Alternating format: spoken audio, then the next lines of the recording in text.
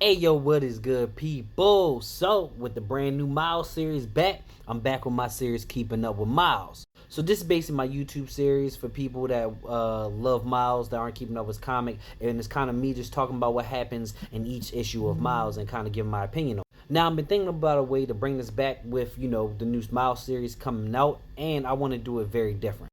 So in my old Keeping Up with Miles series on YouTube, I literally was going into like page by page breakdowns of what was happening, telling you the whole story, right?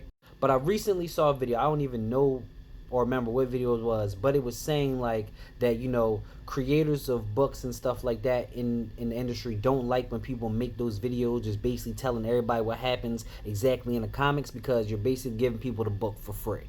And I didn't want to be a part of that, so I wanted to do Keeping Up with Miles very different.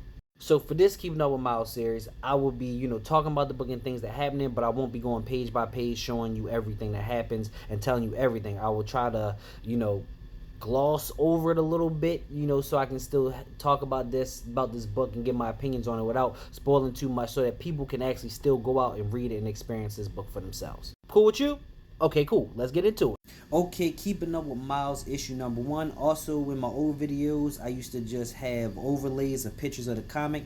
I'm going to flip through the pages, so it's kind of like giving you the experience. So we start out with Miles back in school, back in his normal life, right? And he has a new love interest. Alright, little spoiler that they're basically saying Miles is back on the market and him and Starling are no longer a couple. It doesn't really say why though. But we start this comic out with Miles having a new love interest, and he's back in Brooklyn being a friendly neighborhood Brooklyn Spider. This is a part I really liked, showing how he uses webs different. Like we kind of saw this in the Brand New Day movie too.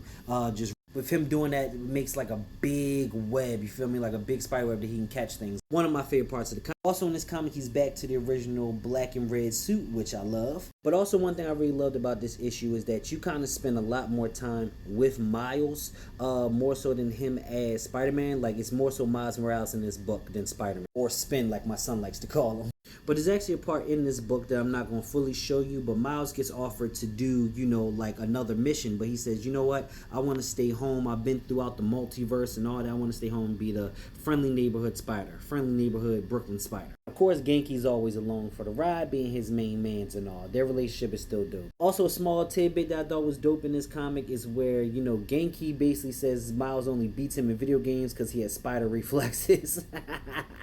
Man, I'll be mad too, bro. Like, your friend got spider reflex, so of course he's better at the game than you. His fingers probably move quicker, he see things quicker. Like, that's not really fair. But in this book, we are introduced to a brand new villain for Miles to go at. And without spoiling too much, this villain has something to do with Miles' dad. So like I said, I'm just going to kind of gloss over these issues and not show you everything, because I want you to go buy this and experience this book for yourself. But that was issue 1 of Miles. Now, let me give you my opinion of it. To be perfectly honest, kind of really don't like this issue. I'm not saying it's like trash or anything. I think it was still good, but I don't know, maybe I got too used to Cody Ziegler's writing on Miles, but this just kind of seems, it definitely seems different. It definitely seems like you have a new writer taking on Miles for sure. Even though things I would like in this book, there was nothing really that stood out and like, really captured me and really was like, yo, this is dope, this is fire. I really like this book. And I think one of the things I like more about the Cody Ziegler Miles run is it felt more comic booky. This one doesn't feel as comic booky, you feel me? And also I feel like there's certain things missing in this book. I feel like there's scenes that kind of cut to other scenes, and I feel like there was a scene like in the middle that should happen, you feel me, from this book. But for the most part I like it, but that's kind of just it. Like I'm not really super excited. I'm not really like, oh, what's going on with this new villain? What's going on with all this? What's going on with the backstory? Like, of course I'm gonna keep reading because I'm a Miles fan and I like Miles, but this first issue wasn't like a poppin' first issue for me. This kind of felt like it definitely felt like a start, but it more so felt like, when you get like deep into a series, you kind of get some of them fillers, you feel me, or something that kind of is like interlude to like before a new story. It kind of felt like that to me. But you should definitely get this book, form your own opinion, especially if you're a fan of Miles, and especially if you want to see where his story goes. Because this is just issue 1. Like I said, it didn't really capture me too much, but I'll be back with issue number 2 with Keeping Up with Miles. Thank y'all for watching.